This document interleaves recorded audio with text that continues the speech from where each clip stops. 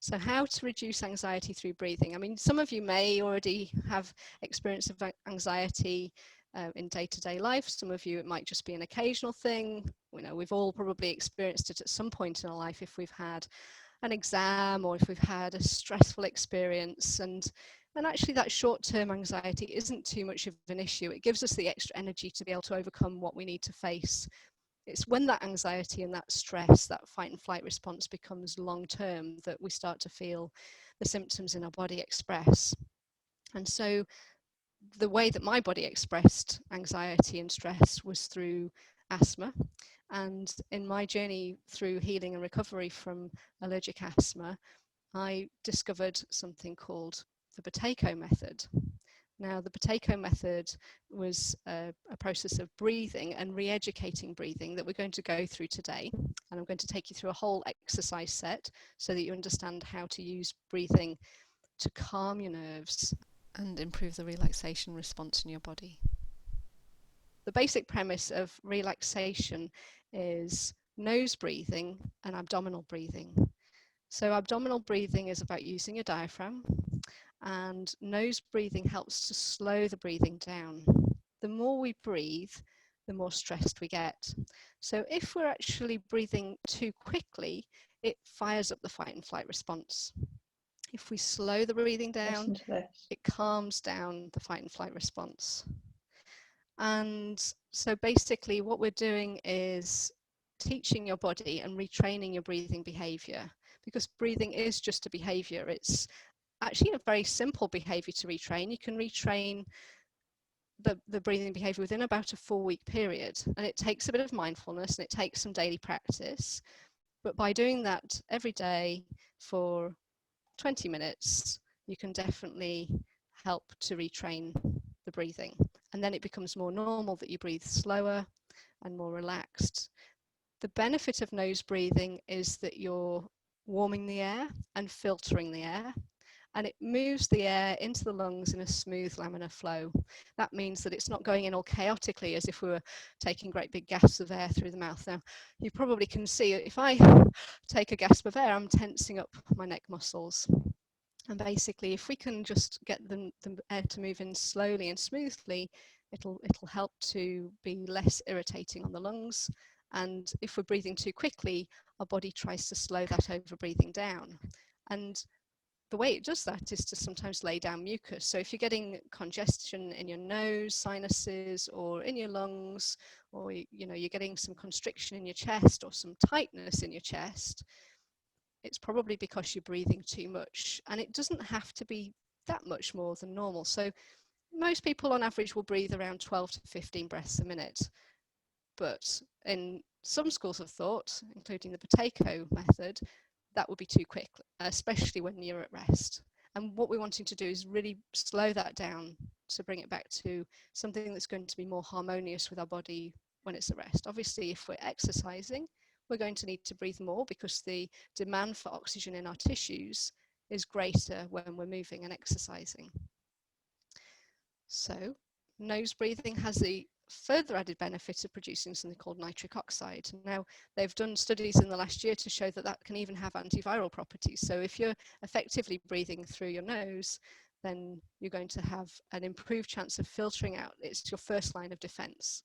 Now, the trouble with these things is that most people start mouth breathing.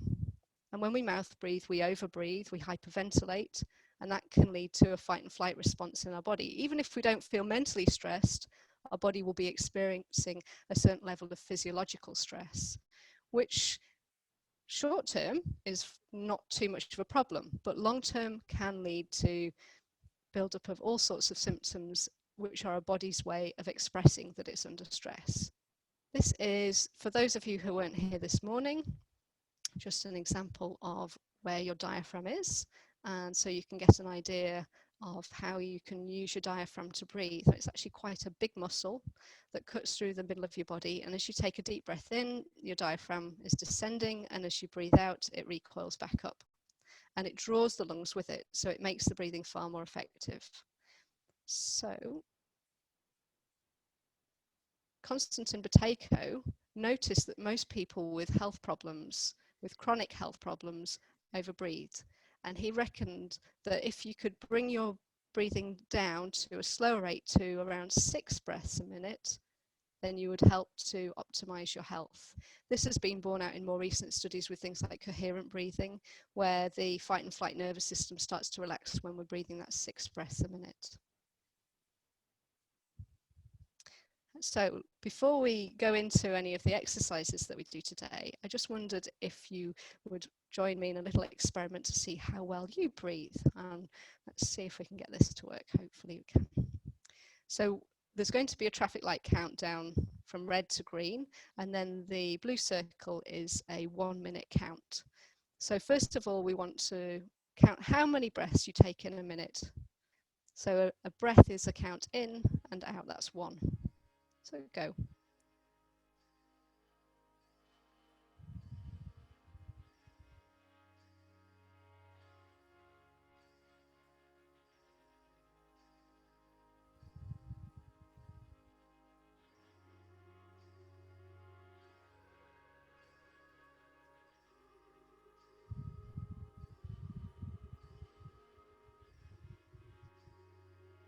See if you can breathe into your belly as you're doing it, just being aware of dropping your breath down into your tummy.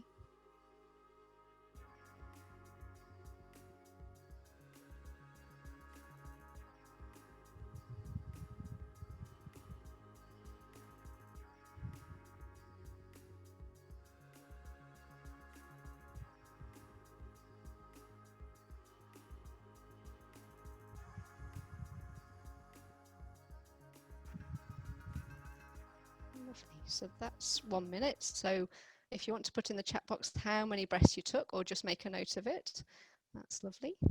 And we'll compare that to how it is at the end. And how did it feel? Did you feel any tension? Did you feel any stress as you were probably trying to slow your breathing down because you knew that that's what you're meant to do? And we've got 13, 11, 11. That's great. 8, very good, excellent. 10, wonderful. So pretty good, and that's the sort of standard average for most people who are fairly fit and healthy without doing any prior training. So good job. Now, what we're trying to do with the treatment with the Buteyko approach is to calm everything down. So we're basically looking at the fight and flight nervous system, also called the sympathetic nervous system. Now you can see here that you've got nerves that exit through the spine and they come out through into a chain of nerves that then have branches that go to all the internal organs. So when we're looking at the spine in osteopathy, we're looking at which organs get a supply from which level of your spine. And that can also be a good indicator for what's going on in your body and which organs are working harder, which organs aren't working enough, and we can work on releasing tension in the spine. But this is just a general calming of your whole nervous system by slowing the breathing down, because the more you breathe, the more you're going to rev that fight and flight response up. So what it does is when you're in that fight and flight state, it dilates your pupils in readiness for running. It inhibits the saliva, so you'll get a dry mouth. So swallowing and making saliva in your mouth is a really good way to bring yourself into relaxation. The sympathetic system actually opens up the airways. So when you're getting that kind of constriction or tightening in the chest, it's often when you're going into rather an exhaustive collapse. Maybe you've been under prolonged stress and eventually your body goes, oh, I can't keep this up anymore. And that's when the symptoms actually start to become more noticeable. And fight and flight in the sympathetic system accelerates your heartbeat.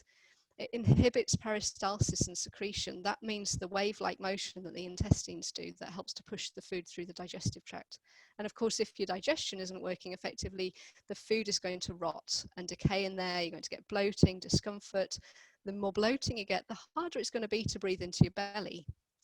It's also stimulating glucose production and release. So you could have high blood sugar. And one of the benefits of Buteyko is that it can actually help to reduce your blood sugar.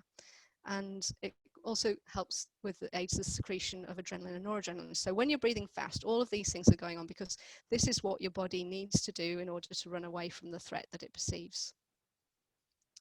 In the parasympathetic system, and you may need to move the box with the images of the people over to the other side of the screen, just drag and drop that across.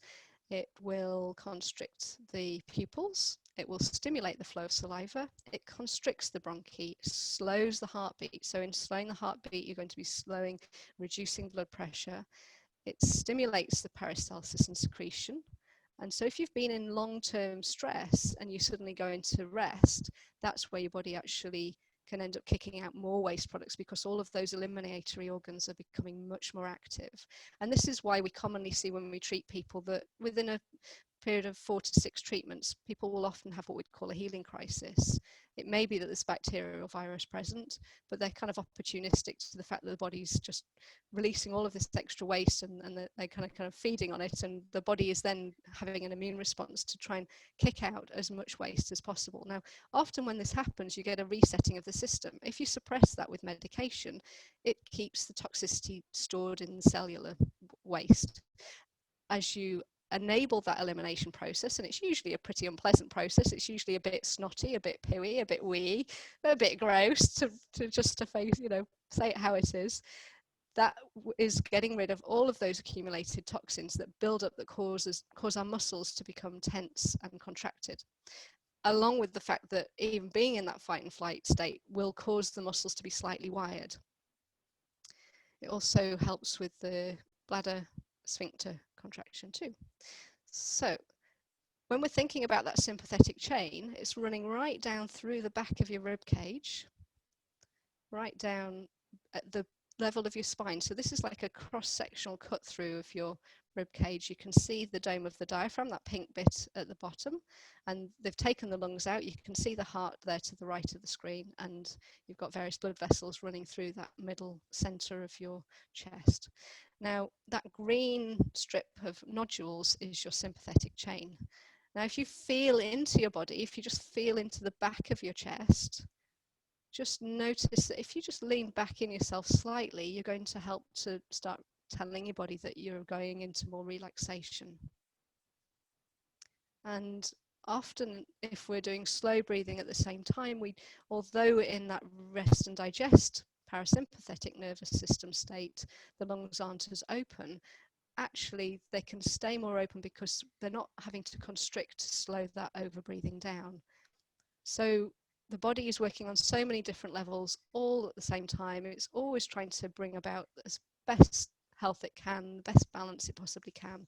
But just by sitting back in the chair a little bit, not being as forwards in that sort of rushing around mode, we can really help to start calming down that chain of nerves that run along the ribs that attach in the spine. One of the things that I found really fascinating, especially when we relate it to anxiety states, is that the effects of hyperventilation can be seen within a very short space of time. If we're hyperventilating, we're going to be breathing too much for our body's physiological needs. That means we're probably breathing more than the 6 breaths a minute at rest. And this is what they discovered when they did a brain scan to see, when somebody breathed normally, how well the oxygen perfused the brain. That's the image on the left-hand side. So we're seeing a really nice bright color. That means there's lots of blood and oxygenation getting to your brain. And on the right-hand side, after only 1 minute of voluntary hyperventilation, we've got this reduction in oxygenation, reduction in blood flow, because the body is constricting the blood vessels as a way of trying to build up CO2. Now, the reason it does that is that it's the carbon dioxide that drives the breathing behavior. And it's even in the brainstem, our brainstem registers our CO2 level. If it gets used to being set at a slightly lower level because we've blown all the CO2 out by breathing too much, it's the CO2 that enables the red blood cells that pick up oxygen in the lungs to release the oxygen into the tissues. So if we've breathed out all the CO2, we can have lots of red blood cells with oxygen that is picked up from the lungs, but it won't deliver it into the tissues unless there's enough CO2 there. So there's got to be this very sweet spot. It's about 6% CO2 to enable that oxygen exchange. And of course, the red blood cells would then let go of the oxygen, help the tissues do their function, pick up the CO2, and then we breathe it out. So that's the normal breathing process. So by slowing the breathing down, we're allowing a little bit of buildup in CO2, as well as having that effect on calming the nervous system down. So it's just at that optimal level. It's not too high and it's not too low. It's just in that sweet spot. Now, of course, when you don't get enough oxygen to your brain, you'll start running on the more ancestral parts of the brain, the more primitive reflexes, which are much more reactive and emotional, and we don't respond as rationally. And so by enabling the brain to be perfused with oxygen more effectively, will actually be enabling ourselves to have a better thought process around how we can approach a situation. We might be more rational and more calm and more resourceful and more inspired in the way that we approach a stressful situation or prolonged stress. And we might even see a way out of it when we start to get the brain functioning more optimally. Now, this one is showing what reduced breathing would look like. So when we're trying to sort of build up that little bit more CO2 in the tissues to that optimal level, we start with a normal breath, which wouldn't be exaggerated, and then we start to reduce the volume very slightly. And we're putting a little pause in at the end of the exhale in particular. And so in that exhale, we can relax. So as you take a breath in, and it can be an exaggerated breath just so you can feel it, as you breathe in with me there, you probably feel that your body is tensing a little bit, and then as you breathe out, everything relaxes. And we're really kind of trying to focus in on enhancing that relaxation effect.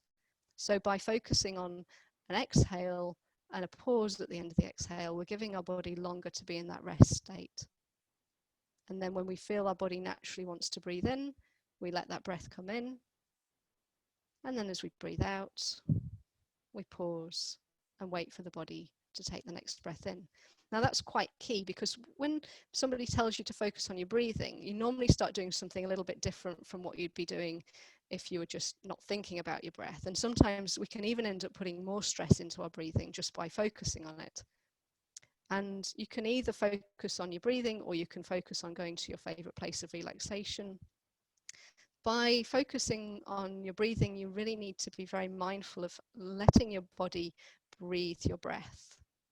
So in order to get into the deeper relaxation states that help to even calm the brain waves down and help that oxygen perfusion, you're going to be just a normal exhale and then waiting for your body to want to take the next breath in. So it's that little pause, and then your body will naturally want to breathe in again. Most people inhale follows exhale follows inhale follows exhale, and there's no space there. And we're trying to just encourage some spaciousness to come into you, so you're not feeling as tense and as tight. So that's the first step. The breathing should be noiseless, so you shouldn't be able to hear your breathing going in and out. And it should be in and out through your nose, so that it's nice and calm, and you're producing that nitric oxide and filtering the air, warming the air for your lungs, and into your belly. So it's helpful just to put your hands on your tummy just to make sure you're feeling the breath going in and out there. Now, the control pause is something that's quite unique to the Buteyko approach. And Buteyko actually healed from and recovered from high blood pressure by using this method. For him, it wasn't about asthma, although that's where the Buteyko approach has been focused. But many of the people that I've seen have used it as a way of reducing anxiety. And I felt that was important, that people understood that they have these easy, accessible keys that they can use anytime, anywhere, for free, to be able to improve your health. So what you would do for a control pause is a normal sized breath in and a normal sized breath out, and then you would pause until you feel the first feeling of discomfort. You might feel something in your tummy, it might be in your chest, it might be in your throat, but there'll be a drive to breathe. And the idea is that we try to lengthen that. Now, you shouldn't do that if you're suffering from really severe high blood pressure, or if you have kidney problems or stomach ulcers, or any history of severe mental health problems like schizophrenia or bipolar, because that can obviously throw the brain chemistry with blood circulation having such a powerful response. So really important, if you have any serious health problems, for the purposes of this exercise, you want to just maybe keep it to a couple of seconds pause at the end of every exhale, just so you're relaxing. But if you're in relatively good health and you don't have any major health issues, then you can go for a longer pause. Now, the ideal pause is going to be somewhere in the region of 35 to 45 seconds. That's what Buteyko reckoned. But most times when people start, because they haven't practiced this, they will have a much shorter control pause. So when you feel that first feeling of discomfort, you breathe in through your nose, but it should be a completely normal size breath. So we don't want this to be a gas breath going really big and then going back to normal breathing, but we want to make sure it's within the realms of what your normal volume breath would be, but into your tummy and in and out through your nose. So, and then the idea is that you try and relax into the feeling of a little bit of air hunger. And that's where your body's building that background level of CO2. And it's also starting to retrain the brainstem to relax with slower breathing, because your body will be so used to kind of firing it up quite rapidly. Okay. The other thing that I like to bring in is, as you've probably seen this one already, the energy centers or the chakras. So we have these energy centers that are all located in areas where we have big bundles of nerves and hormone centers in the body. And so they can be areas that are quite active if we're stressed. So feeling into these areas of our body sequentially can be quite a useful exercise to help reduce your stress response. And I like to think of having a funnel coming out of the base of my spine and a funnel in the top of my head, that we can bring more energy in through the crown of our head and breathe it in, and then we can breathe that down through into our body. We can also send anything that we don't want out of the funnel in the base of our spine too, and we can imagine spinning them, and you don't have to see it, you can just imagine that that's happening. So that's something you can use whilst we're doing the exercise. One of the things that I found particularly helpful is called Ujjayi breathing. It's a yogic style of breathing. And the best way to describe it is that you're making a sound as though you were blowing on a mirror or steaming up your glasses. And rather than doing it with an open mouth, you would do it with a closed mouth, because we're breathing through the nose, and we'd be just gently pushing from the belly. So it's an active exhale. Now, I don't know whether you can hear that, but it sounds a little bit like Darth Vader breathing. So imagine you were being Darth Vader and you're making that sort of slightly constricted, breathy sound. Now, this type of breathing is particularly useful for reducing anger, frustration, and anxiety states. And sometimes only 2 or 3 minutes is enough to do this breathing style to enable your body to reset. So this is something a little separate from Buteyko, but what I found is that it's when I've got into a really stressed state to use this style of breathing, and it helps to balance those two sides of the nervous system. If you're feeling frustrated, I like to think of it as dragon breathing. I imagine that I've got this ball of fire in my belly and I'm breathing the fire not out of my mouth but out of my nose, and that will help to make you feel all light and joyful. So if you'd like to have a try of that for a minute, just to see if there's anything that you feel a little bit frustrated about in your life. I mean, there's plenty that we could pick from at the moment. It's not like a lack of things that could be causing us frustration. And focus on your body and notice where you feel that. Put one hand on your belly, making that slight constricted feeling at the back of the throat. Exhaling and making that Darth Vader sound, that ha sound. Now, if you can, see if you can make that on the inhale also.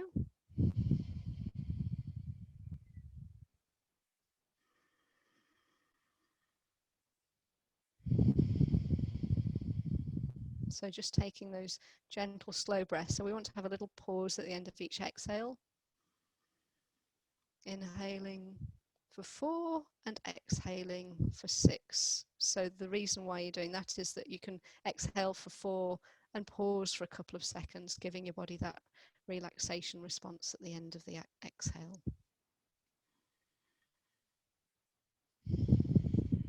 So keep doing that Ujjayi breath if you can, as best as you can, keeping your shoulders dropped. If you're really struggling to breathe through your nose, we'll go through that in a minute. And hopefully you're all doing pretty well with your nose breathing. But we can even optimize that if you're suffering from a congested nose, and we'll run through that in a minute. And the Ujjayi breath is also known as ocean breath. So once that frustration has passed, you can imagine it a little bit like the waves lapping on a shore. As you breathe in, the waves retreating, and as you breathe out, the wave is slowly running up the shore, and it's dispersing the force of that emotion as it just runs up the shore. There are a couple of other things that can be very beneficial for breathing. We will make sure your nose is really clear before we start, because if your nose isn't clear, you're going to really struggle. So by just closing one nostril and breathing out of the other nostril, you'll be able to see if it's clear or not. And thankfully mine are very clear, but if you feel that one is more blocked than the other, that's quite normal. So you take a normal size breath in through your nose, normal size breath out, and then you would nip your nose and nod about 3 or 4 times, and then take a couple of recovery breaths into your belly, keeping your shoulders relaxed and dropped. And then when you've had a couple of recovery breaths, you breathe in through your nose, out through your nose, and at the end of your exhale, everything's at the end of the exhale, nip your nose and nod about 4 times.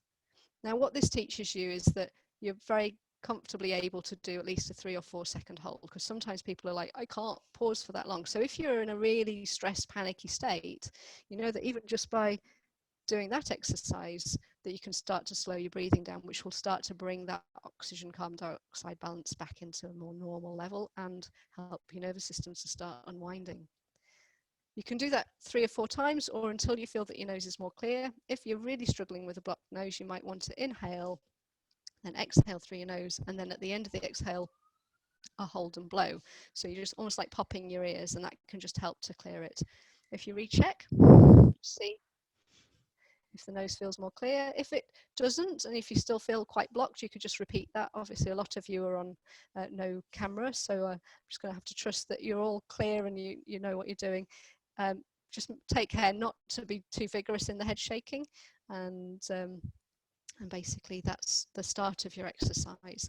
Then in order to slow your breathing down, because obviously if you're forcing your breathing to slow down, it's not very easy to do that when you're stressed, and actually by forcing it, you're creating more stress. So the best way to do that is to make sure you sat comfortably upright, so you can breathe comfortably into your belly, feet resting flat on the floor, hips and knees 90 degrees, and you take a breath in and look up towards the ceiling. As long as you don't have any neck problems, don't do it if you're feeling any dizziness, and just gently, and if you do have any problems, just reduce the amount of movement that you're doing. So breathe in as you look up for the count of 4, and look down for the count of 6. Even if you can't exhale for the full count of 6, just pause for a couple of seconds at the end of the exhale, and breathing in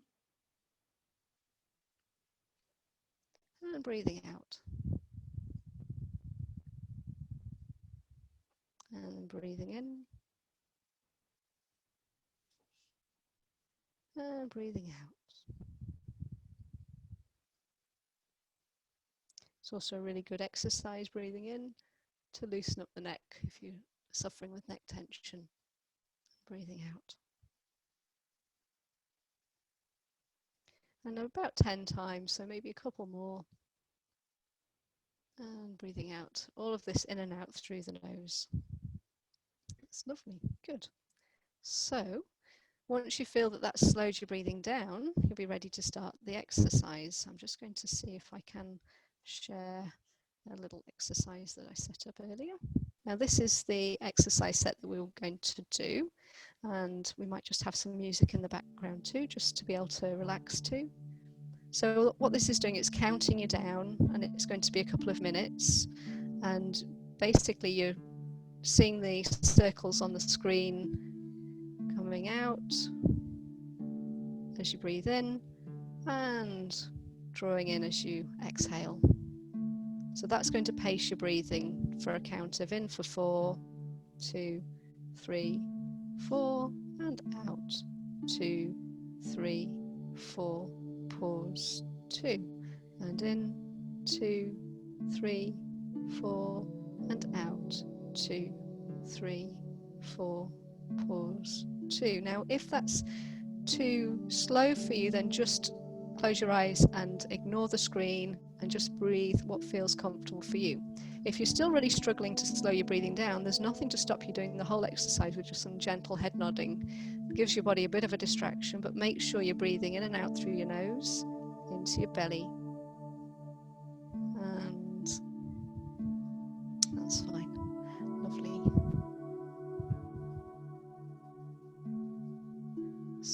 going to do that slow, relaxed breathing for 2 minutes, which is helping to retrain your breathing behavior. And when we get to the end of the 2 minutes, 2.5 minutes, we're going to do a control pause. So that's a normal size inhale, normal size exhale, and then we'd hold the nose just so that we're not having to create any tension to hold that pause. And then when you feel that first drive to breathe, just breathe in normally and return your breathing. So normal size breath in, normal size breath out, and count how many seconds you're pausing for. So this is going to give you the count. So if you look to the screen now, and then you might want to be holding your nose just to make that easier for you. When you feel that drive to breathe, let go of your nose, breathe into your belly,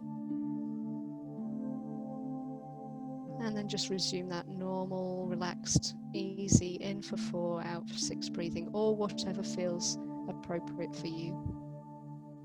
So the idea is noticing where you feel that slight feeling of air hunger, and you might be able to pinpoint where that drive to breathe came from. And the idea of the process to be able to lengthen that control pause is to become comfortable with the feeling of a little bit of air hunger. And when you become comfortable with a little bit of air hunger, you're basically resetting your whole breathing mechanism. You're retraining your breath, and you're enabling your body to relax more fully with that feeling that often arises when you're stressed. So there's often this, when we get this tightening in our body, that fear is trying to keep us alive. So without us perhaps consciously realizing, we're often in that fear of, oh my goodness, I might die. That is at the ultimate end of the spectrum. I mean, obviously you're probably not going to be living with that day in, day out, but you want to be able to relax into that feeling of a little bit of air hunger so that we can feel a bit more rested. There is no tiger. We've just got to train ourselves into the fact that these paper tigers of whatever email trail we have to complete, or whatever it is that causes you stress, is going to wind down. So just focusing on that slow, relaxed breathing, and with every exhale just feeling your whole body relax. And what I like to do is to do a body scan as we're doing this exercise. So as you breathing in, just imagine you relaxing your feet and feeling your feet connected to the earth. Let that wave of relaxation spread up to your calves. Breathing into your thighs.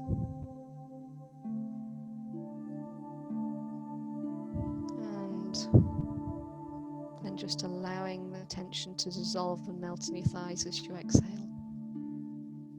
Bringing your awareness up to your hips. And exhaling and letting go of any unnecessary tension in your hips, relaxing your bottom, sinking into the chair. And that's one of the tips that you'll find really useful to lengthen your control pause, is how you can soften where you feel that drive to breathe. So taking a normal sized breath in, normal sized breath out, getting ready to do your control pause, holding your nose at the end of the exhale and counting your seconds.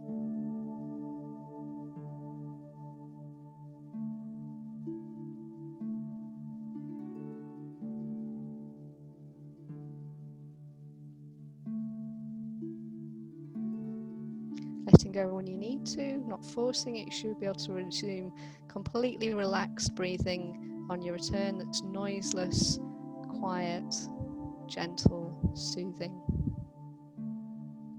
And just returning to normal relaxed breathing. And actually with practice, the control pause increases quite rapidly. If your control pause is quite short, it's an indication that you probably do a lot of chronic hidden hyperventilation, so breathing a little bit too much all the time, which indicates chronic long-term stress. So this is a good way to really kind of reset your whole system, but you need to do it for 20 minutes a day, at least 2 or 3 times a day over a 4-week period to retrain your brainstem to that new breathing behavior. The maximum to pause for is 60 seconds, so you don't want to ever go longer than that. And then just focusing in on bringing your awareness to your lower back and letting that relax. On the exhale, breathing into your belly. letting go of any unnecessary tension or stress in your tummy as you breathe out.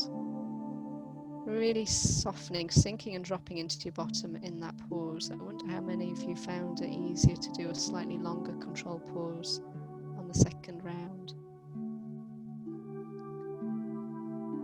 And just enabling your chest to relax and melt.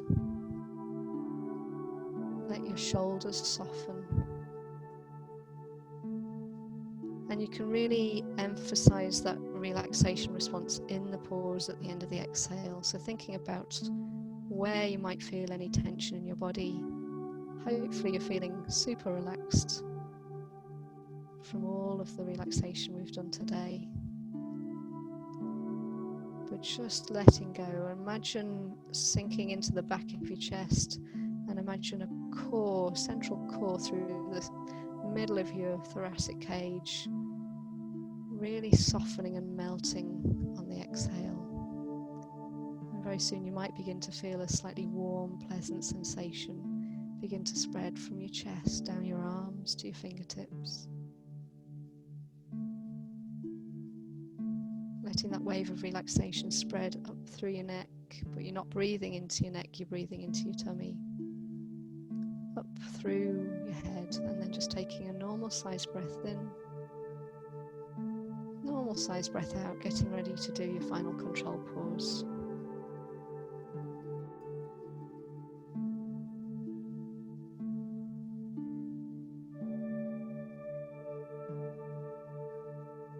Holding your nose so that you're not having to create any tension in your body to do that pause. And when you need to let go, just releasing and recovering your breathing as easily and effortlessly as possible. Noticing where you might be holding that drive to breathe tension, or where you're feeling that need to breathe, that air hunger, seeing if you can relax into that feeling of air hunger. That's lovely. And the reason that this goes round for a count of 60 seconds is that's the absolute maximum you need to pause. There's no benefit to pausing for any longer, unless you're a deep sea pearl diver, which of course none of us are, unless you've got hidden talents I don't know of. That's lovely. So just resuming that nice relaxed breathing, feeling grounded and connecting to the earth under your feet on the exhale, sinking and dropping into your bottom. And if you need to just sort of find some relaxation during your everyday life, for example, if I'm sat in the dentist chair, I would just focus on that exhale and that mini pause, literally just a couple of seconds at the end of the exhale, and sink into my bottom and relax the buttocks, because that releases the tension all the way through the system. And that's helped me get through things that caused me to tense up my body, and I kind of notice the tension builds up. So I really sink and drop into the chair on the exhale and have that mini pause. And you can produce the saliva as well, and that's a really lovely way to help reset your breathing. So just coming back to the room, if you haven't already, just gently and slowly. That's great, well done. Now normally we do about 5 repetitions of that, up to 10. You can have just a minute of relaxed breathing and then a control pause and repeat that 10 times, or you can do slightly longer breathing between each control pause. Now, let's see how you're all doing, because it would be good to do a comparison before and after. So you may have noticed that it was easier to do control pauses for longer lengths of time as you went through the exercise, and you only did a couple of rounds. We're going to see now how many breaths a minute you take naturally, having just done that exercise. So if you want to, we'll do the red, amber, green, and then count how many breaths you take in a minute.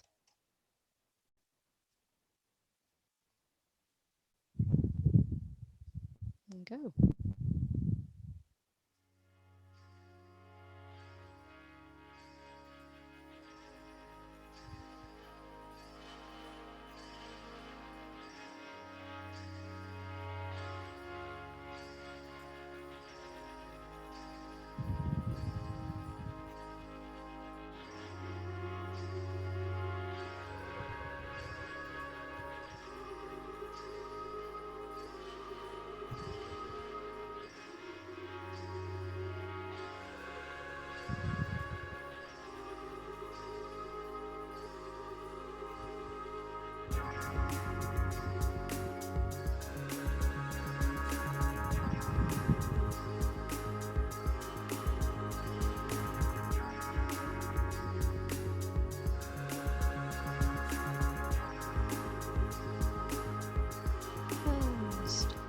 stopping there. That's lovely. So how many breaths a minute did you take in that exercise? Was it different? Was it, oh, we're looking like we've got some lower numbers. That's great. Well done. So we've got some 8s, some 7s, 8s, 6.5. Brilliant, brilliant. 9. Well done. That's super.